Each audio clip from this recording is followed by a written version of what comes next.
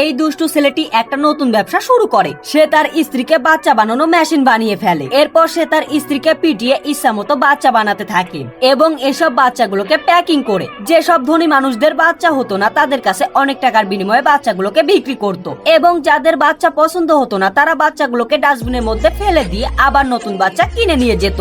যার কারণে কিছু সময়ের মধ্যেই তার দোকানটি ভাইরাল হয়ে যায় এবং শহরের সব ধনী মানুষগুলো যাদের বাচ্চা ছিল না তারা ছেলেটির কাছ থেকে টাকার বিনিময়ে বাচ্চা কিনতে থাকে। যার কারণে কিছুদিনের মধ্যেই ছেলেটির ফ্যাক্টরির সব বাচ্চাগুলো পুড়িয়ে যায় এবং বাচ্চা বিক্রি করে সে কোটিপতি হয়ে যায়। তবে এবার ছেলেটি আগের থেকেও বেশি টাকা ইনকাম করতে চায়।